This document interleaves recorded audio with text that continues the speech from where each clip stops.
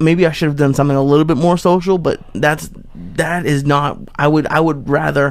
I'd rather be in a box than in a club. Like that would feel so uncomfortable there. Like a New Year's Eve like club, like that's not me at all. Well, you don't see in a club too. They show you the picture. You don't see people getting fucking molested in the background and people, you know. But at least light a candle or something for your lady. You do anything? Oh well, yeah. Well, Joey's gonna make fun of me. We went away the weekend before. We went to Long Beach. As funny as it sounds. They took a trip to Long Beach, dude. I don't know. Probably to pick up rent, right? This is amazing. This is just amazing. So anyway, bro, I can't even get what that was it. You took your girl to fucking Long Beach? No, she took me. Jesus Christ, bro. But then we just decided to come home because it was raining. Because it was raining? Yeah, what are we going to sit in someone else's apartment on New Year's Eve down in Long Beach when I have a nicer apartment up here? Bro, what the fuck? It's a horror show. I tried, and I keep losing sounds like them. The Notebook. I'm losing them by the month. It sounds like The Notebook for two people on Down syndrome. No, this was something that when he told me, I go, what? Now, when he told me, I thought they were going to leave Friday night, go to a hotel like normal Americans, right? Yeah. Wake up in the morning, get a little room service, gives her a stabbing. Yeah. Take a walk down, come back, smoke a joint, eat a Star. Maybe about 6. Take it to a nice fucking restaurant. 6, 7 o'clock sitting, dog. So you're out of there by 9:30. You take her back to the apartment, give her straight up, eat 3 more Stars, and watch some stupid movie. I thought that's what he was doing. America. I got a call from him Thursday at lunchtime. So yeah, we're about to leave. I go, leave where? Long Beach. I almost shot myself in the fucking head. Sorry. Interrupt you. Yeah, what were you saying? We used to have this game where you would fill like two dudes would fill their mouth with sugar, you know, and then you slap each other in the fucking cheeks. But here's the thing, bro. It's hard to hold a whole bunch of sugar in your mouth and keep it all. Keep it all in. Well, here's the thing. It starts dissolving, but you get parched because all your moisture is going to this thing, so your body starts to dry out. So then you're basically holding the sugar in your dry mouth at a certain point, man. You feel like the desert. How old were you? I don't know. Like you was a child. Okay, like when I was like 8. Like 8, yeah, 7, 8, 11, and 14 even. 14 even. And this one 18-year-old chick. 7, 8, 11, 14. We used to have this fucking girl who was probably 14 that went shirtless, bro, since she was like fucking 4 to 14 shirtless, bro. Shirtless. Why was that? I don't know. It was just their whole family was pretty much shirtless, and they didn't do any different by the girls, man. This girl was shirtless as fuck. And we all thought, like, damn, she's like a long hair. She's like the most best-looking dude you ever seen, right? We thought that till about 11. And then somebody's like, that's a girl, man. She just goes shirtless. And we're like, and nobody told her to put a shirt on in school or nothing? Oh, I don't know about school. But she was in a children's school. I was a little bit older than her, but I never saw anybody just be completely shirtless like that. Who puts fucking sugar in their mouth? Oh, yeah. Yeah. It was a cheap game, bro. It's like if you don't have a bunch of money to go do something, you fill each other's mouth up with sugar, and then y'all just gotta slap each other in the cheek. Yeah. I sit next to a guy. I go to the bar and I see the bartender. And he's an old door guy from the Improv. We start chit chatting. 2 things down from me is a guy from Emerson College. And right away, I had to ask him, what do they teach you up there? Because I know a guy from Emerson College, and I don't know. I'm not sure anymore. I go, I hired him because I thought he was sharper than I was, but lately he's been slipping. I don't know what the fuck is going on. And that was Lee? That was Lee. Wow. He went to Long Beach Thursday afternoon for New Year's. Now, I could see it. Like I said, Friday after all the traffic is there. Here's the best one. Here's the best one out of all of them. I call him Thursday night, or he calls me. We're talking, and the conversation. And all of a sudden he goes, yeah, we Airbnb'd. I go, you're not even in a fucking hotel with like a fucking elliptical that you can go to the elliptical. You've been home all week with her, and now you go down there for 2 more fucking nights with her to do nothing, to look at each other and eat cookies and shit. At a stranger's apartment. And watch really bad TV in a stranger's apartment. This was something that I was squatters, like... squatters, bro. I don't know... like You're what? Fucking squatters. When he called me Saturday and told me he was coming back, I wanted to tell him, just GPS the car through the ocean to the Santa Monica Pier and take the car right off the fucking pier and end it. Because it ain't getting no better in your life. He went away to Long Beach, and every morning when I woke up since that, today there was a burglary in Long Beach where the guy shot the burglar. He shot the burglar every day. I woke up, and that morning, all I was waiting for. You were praying for it to be like Lee's apartment? No, like to see Lee fucking shot in the head. Like Lee got hit by a car coming with a box of wings. They got poor girlfriend on the thing. I don't know what happened. The guy didn't stop at a red light. The saddest part is who the fuck goes to Long Beach for I don't know. Okay, Lee used to treat himself to a nice night at Chibo at the bar, and now a few years later, he's finally got a girl. No, that wasn't me. He was at Chibo that night, and he was thinking about me. Yeah, because the guy was from Emerson. I had to ask him, what do they teach you there? Did they teach you anything? Or what the fuck do you have to eat there? I'll be honest. Okay, this was we couldn't fly anywhere. We didn't have enough time, so this is what you chose. But we actually had a good time. The fucking aquarium and Queen Mary are fucking awesome when you're stoned as fuck. But this is what I did want to talk to you guys about. Years old. You see what I got to deal with? Airbnb. The aquarium is it feels like squat. Like it was the weirdest experience of my life. They let you touch any animals? Like at the petting zoo in there? Yeah. Well, at the aquarium, yeah. But at I thought you were talking about the apartment for a second. No, not at the Airbnb, dude. You fucking like petting other roommates. Like there's roaches in the apartment. You massaging other roommates. No, thank God there weren't roommates. This guy. Imagine if there was a roommate. He takes his lady out. It's a horror show. Yeah. I live in a fucking world between him and my wife. I'm not gonna make it to 56. I'm not gonna make it to. I just spent 4 weeks in that house with my wife. Wow, it's a torture chamber. It's a fucking house of horrors. I love it with all my heart. It's a torture chamber. What's the worst part? Like, what's the worst part? Honestly, I went to LSU and University of New Orleans. Really? Mm-hmm. Did you graduate from LSU? I graduated from University of New Orleans eventually. Look at you bad motherfucker. So I made it through. When you went to LSU, they still talk about Pistol Pete Maravich. Oh, dude, the town I grew up in. Get the fuck out of here. He lived and died in our town, dude. Get the fuck out of here. Yep. And Lee Harvey Oswald went to middle school in our town. Get the fuck out of here. Swear to God, dude. And I mean, I say this a lot, but and once in the 80s and in 1994, a bunch of infected monkeys got out because Tulane University had their primate testing facility center in our town. And a bunch of infected monkeys got out, and they let us out of YMCA summer camp to help the police look for them, bro. I remember they came to summer camp. What? And they basically took sent kids to look for. Let me get that pen real quick. Not kids, dude. The tallest boys. They took the tallest boys right out, and we helped them look for them. I remember surrounding a couple of chimps outside of a Kenny Rogers Roasters, dude, off of Highway 190. That's a true story, dude. That's the name of your book. Huh? I was surrounded some chimps next to a Kenny Rogers Roasters. And dude, the shit got racial. Like people would go around town, they were yelling. I mean, this is fucked up. I mean, this just shows you how far in the South you are. People would be like, 90 monkeys just escaped from this place or whatever. And you'd literally have like, people riding around with guns, fucking Confederate flags. It's like, dude, these are animals, man. Like, relax. Like the shit almost got. It was weird. That's my end. That's my fucking But I kept going back. I kept thinking there was something wrong with me, that the environment was okay. Yeah. But it wasn't, man. And that's what happened that night. I went to this club, and they had a party for my friend's fashion line. And then I got in this taxi after this girl gets in with me. I left early because I was going to be on Opie and Jim Norton. This when Opie and Jim were still together. And this beautiful girl gets in the taxi with me, this Asian girl. And she just started talking about the night. She said that she had fun at the party, but that her boyfriend wasn't in town. Then she goes, her boyfriend's never in town. Then she's like, what happens in taxis stays in taxis, right? That's what she said. So I'm thinking, fuck yeah, like she wants me to make a move on her. So I make a move, shut me down.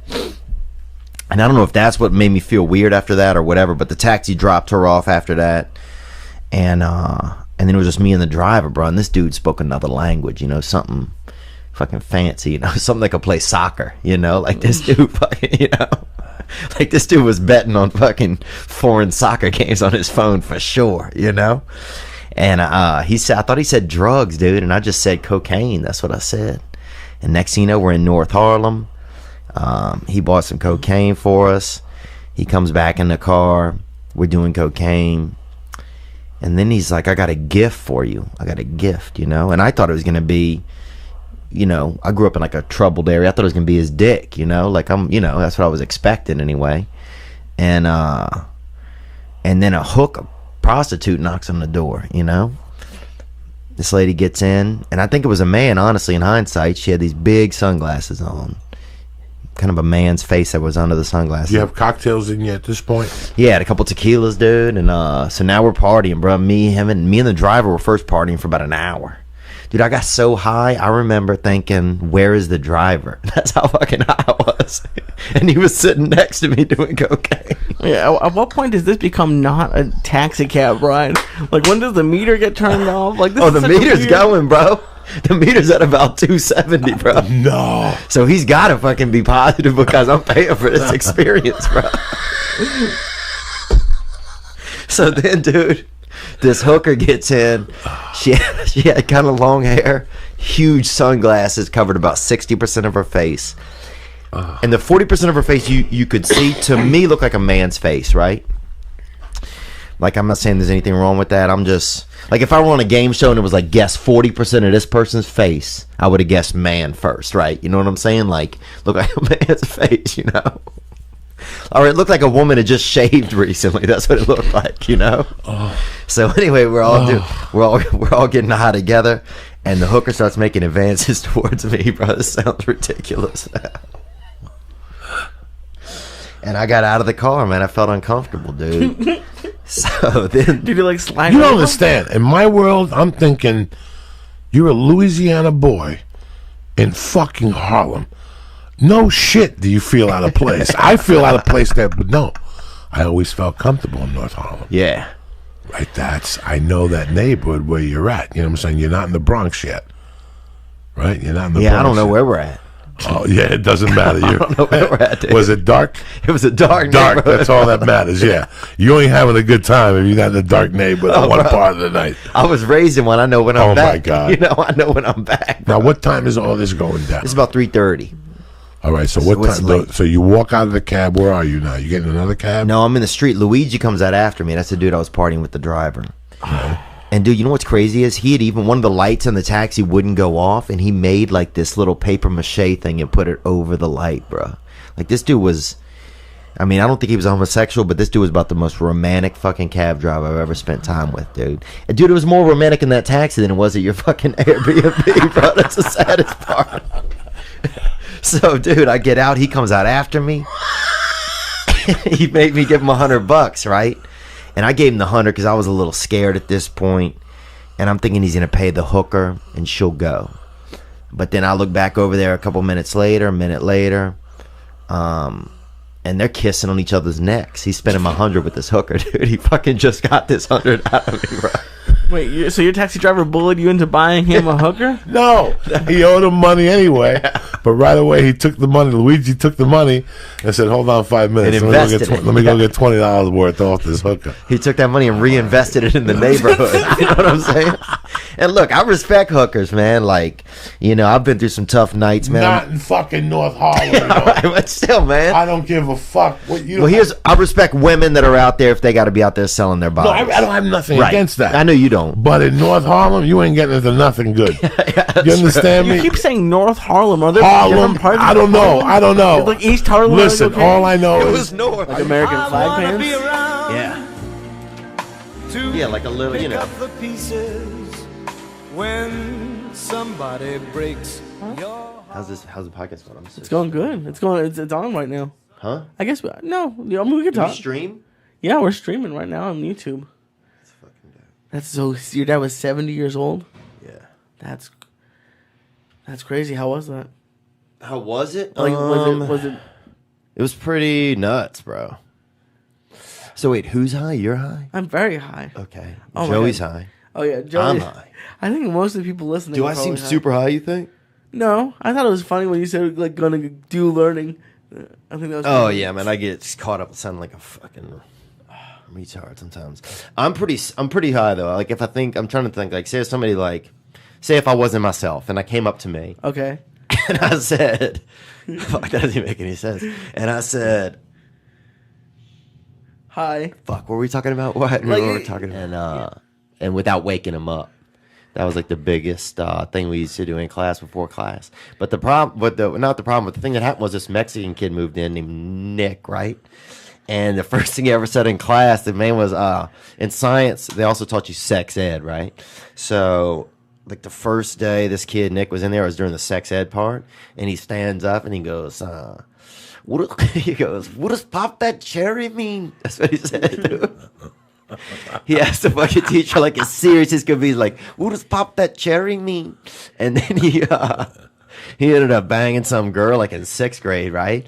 And she broke up with him, broke his heart, and he started like rap music, and he wore this T-shirt that said Nick the Rapper that he wrote on it with a marker, right? But he only put one P in it, and it said Nick the Raper on it, the fucking shirt that he wore, and they fucking expelled him. They expelled him.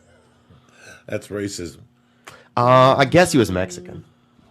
But see, Mexican didn't play a part in it. He was a bad speller, and he fucking was asking stupid questions. What does pop that cherry mean? Pop that cherry. Remember that saying? You don't hear that anymore, dude. You never hear that. Never hear that shit. Yeah, I bet her cherry's been popped. Yeah. You could tell if you look at her. Watch how she walks. I never popped anyone's cherry. You didn't? No. You still out there, though, man. You married? Nah, almost. Nah, you're not, bro. You'll get a little bit of fucking trim that's fucking never been anywhere. I don't know. That's a little pressure. Dude, I'll tell you this. this. That's more pressure than voting. Buddy of mine, okay, first time my buddy got some trim, right? We were at this dance, and my buddy ended up, touching this gal's vagina after the dance. And we all were sitting around this fire at his house later, and so he's like, telling everybody what happened. And my buddy's dad came out, right, and heard it, and kept smelling my buddy's fingers. Them always standing out by the fire, dude, for probably like 40 minutes. Is that fucking nuts? How man? terrible would that be? Yeah. Oh, you'd be rubbing your pants? What do you do? Gnarly, blood right? transfusions. Dude, we used to have this lady Miss Victoria in our neighborhood, bro. You could pull up, bro.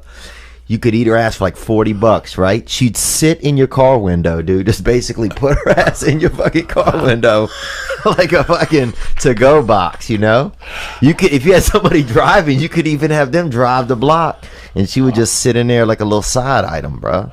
But so this dude Luigi, I give him the 100. He gets back in the car. They're making out. I'm kind of pissed, dude, but I don't want to bring that negative energy back into the car, right? So I deal with my feelings out in the street for a minute, kind of process through that. Why don't you want to bring negative feelings back into the car? Just because I'm already really extremely high, man. I'm under the influence of cocaine. It's almost 4 a.m. And I don't know these people that well. And I still need to get home. And for some reason at this point, I feel like Luigi is responsible to get me home, right? So I get back in the front seat, right? And they're hooking up in the back, little blowjob. Like it's getting wild, And I want to still do cocaine, So but I don't want to interrupt them, dude. So I remember trying to quietly do cocaine in the front seat, just like fucking,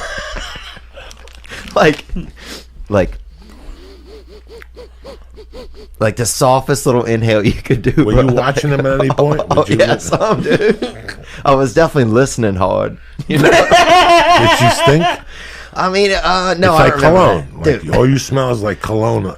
Like when you walk in the middle of them, all you smell is like fucking heavy duty perfume covering I'm up. trying to remember. She smelled like violence to me and tattoos. She was a tough lady or man. I mean, I thought she was a man. The face looked like a man's face to me, but she had big sunglasses on. She could have been one of those taller Vietnamese people that kind of look black at night, So we're in there, and now I'm in the car, and I'm trying to quietly do cocaine, dude. Like, just like a fucking, just doing it in like an installment. Like I had a bump on layaway. Why did you have to be polite? They're back there fucking. Why can't you just? Because there's something wrong with me where I sacrifice other people. Like I just feel like I got to be considerate at all times. I don't want to interrupt them, dude. I guess I don't know, man. I was fucked up, bro. So they're partying. At one point, I remember even turning my head back and just dumping cocaine quietly into the top of my nose, like this. just as quiet as I could be. And a cop goes by, dude. Cop goes by. I get scared. I tell Luigi I'm scared, bro. And he don't give a fuck, dude. This is when I realized like he didn't care about me as much as I cared about him, I guess. And he's like, "You drive." And that's when I got in the driver's seat, and I drove, man. I drove us about 1.5 miles, dude. I don't even know where I was, dude. And then I pulled over because a voice in my head, bro. First, a voice in my head is like, dude, at least it was like, you're out here, bro. You're high. You're doing cocaine. But at least you're making money. you know? Like I was working, like I was the cab driver. And that's when, like, dude, my brain's fucked up. Like, this ain't my cab. You know, I got to pay for this. And then my brain was like, you don't have a commercial driver's license. And that's what got me to pull over, dude. That technicality that if a cop stopped me that I wouldn't have one. And I pulled over. I got another taxi, got back to my hotel room, finished doing my cocaine. And I had to be on Opie and Jim Norton that morning. And it's 5:30 now, dude. I took 3 showers, bro, in 10 minutes. Right? I have one question. Yeah. Did you pay Luigi, or did you just kind of get out and just get into another camp? We ended up in a little bit of an argument at the end. I left $100 on the car seat and yelled adios at him really loud, bro. I don't even know if he spoke Spanish, dude. I'm just screaming adios at him and this fucking hooker who had the smallest tits I've ever seen, bro. Looked like a man's chest. But then I go to Opie and Jim, dude, and the other guest for the day is Daryl Strawberry. And I could not even feel my face, dude. I couldn't even think. And that's when I was like, this is a bad look. You know? I couldn't even talk. They were asking me questions, dude, and I couldn't even, like, that. I couldn't feel my face. All my thoughts was coming out of my neck. Like I was running on neck thoughts, dude.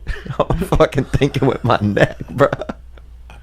So I fucking sat there for 3 hours, bro.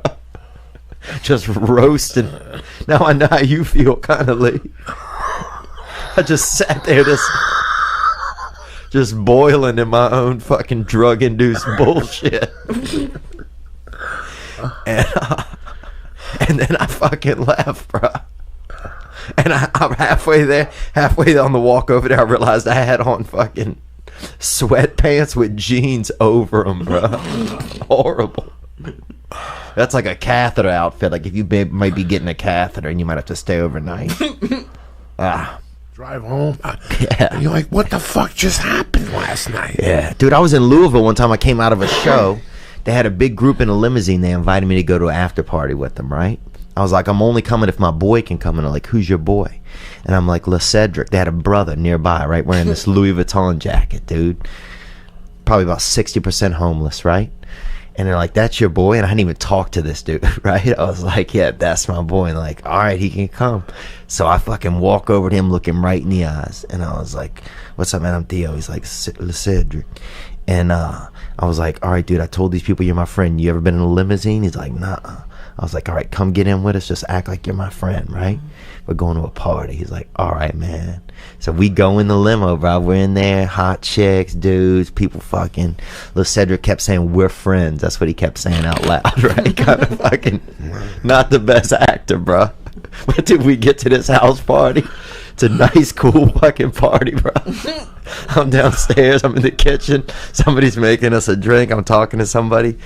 Fucking 6 minutes later, I hear a fucking somebody scream. I hear a window break, right?